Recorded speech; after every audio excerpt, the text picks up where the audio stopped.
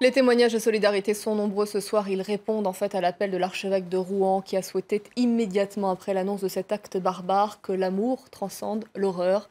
Le père Hamel a été tué ce matin alors qu'il officiait dans son église de Saint-Étienne-du-Rouvray. 5 autres personnes étaient présentes, 2 paroissiens et 3 religieuses. Le père Hamel était âgé de 86 ans, très apprécié par la communauté. Florent Rodeau, vous êtes à Rouen, devant la mairie où l'on vient ce soir rendre hommage.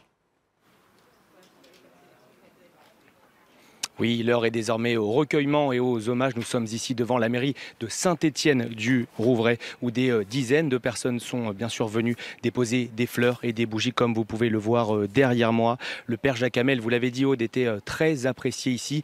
Il a marié et baptisé bon nombre évidemment d'habitants de cette ville depuis qu'il y officie, c'est-à-dire depuis 10 ans.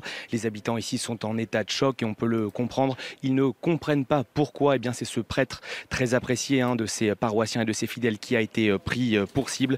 Beaucoup de familles présentes ici, vraiment des enfants, des femmes, des gens qui viennent même de l'extérieur, qui ne vivent pas ici mais qui viennent de villages extérieurs. Voilà, souvent les larmes aux yeux pour ces personnes. Bon, voilà, on a vraiment croisé beaucoup de gens qui ne venaient même pas de ce village, de cette commune de 27 000 habitants et qui sont quand même venus rendre un dernier hommage au père Hamel. Nous nous trouvons qu'à une centaine de mètres de son logement, là où également des fleurs et des bougies ont été déposées ce soir à Saint-Étienne-du-Rouvray.